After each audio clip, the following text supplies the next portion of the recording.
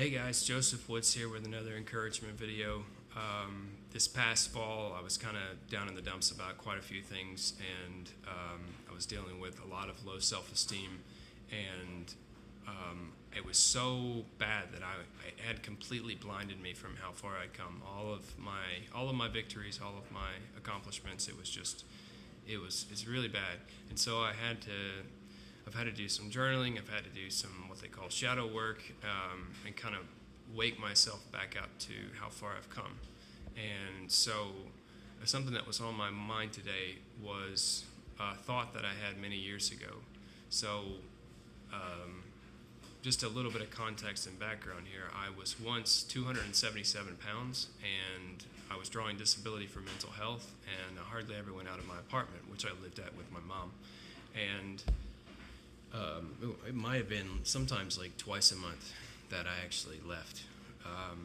And I would play video games and watch porn and eat a bunch of cookies. It was like a hedonist wet dream, really. It was really bad.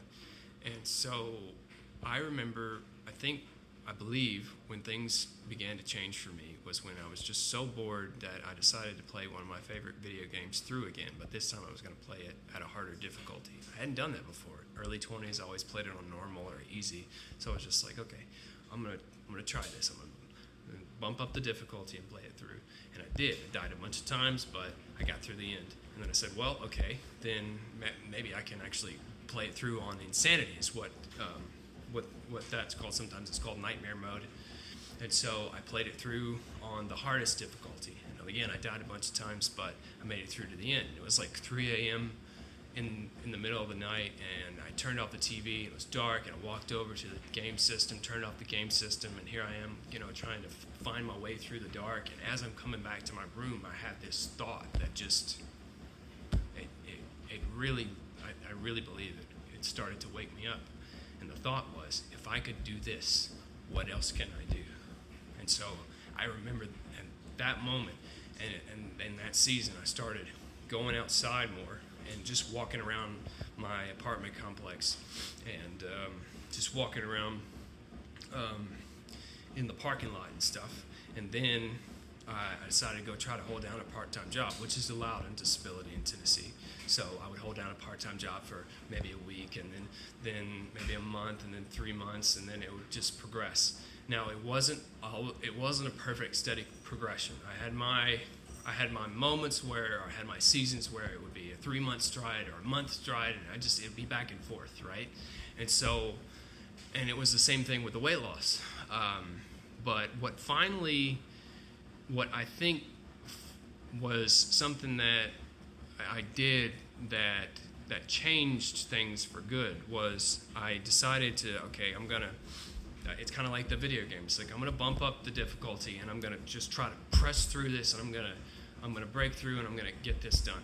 And something I had my eyes on for a while was to do what's called the Daniel fast, which is go vegan for 40 days. So I did that, and I ended up losing a lot of weight really quickly, which is dangerous. I don't recommend that. However, it was something that I had under my belt. Like I could reflect back on that and say, oh, I did that. And again, it's the same thought. If I could do that, what else can I do?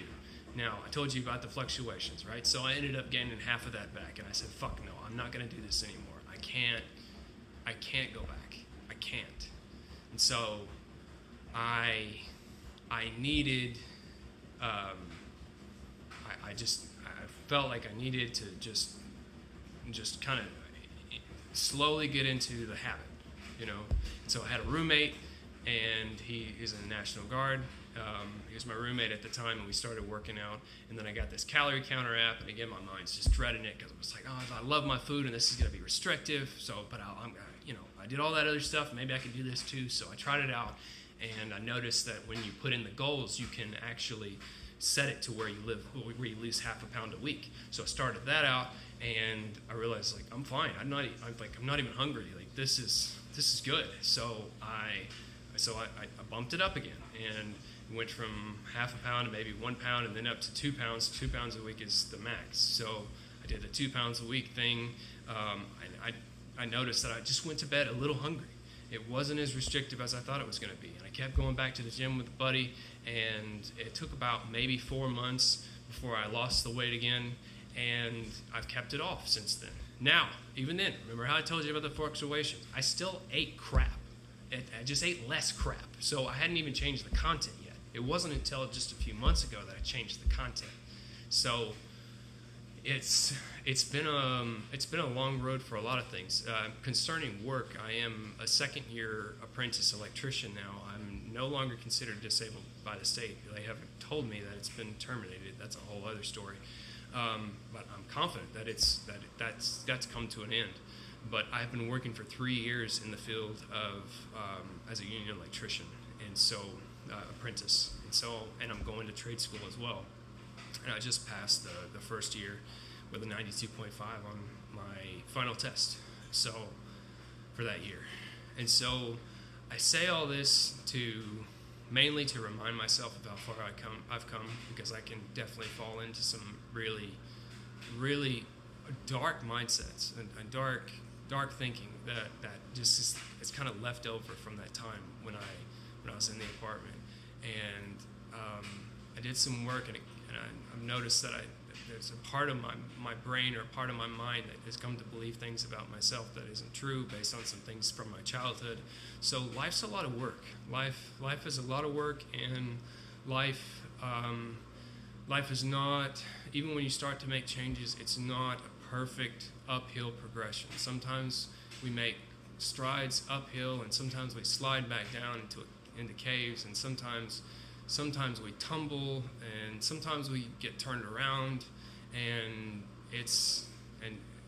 sometimes we act like the best human beings in the world, and sometimes we act like everybody's enemy, and even an enemy to ourselves.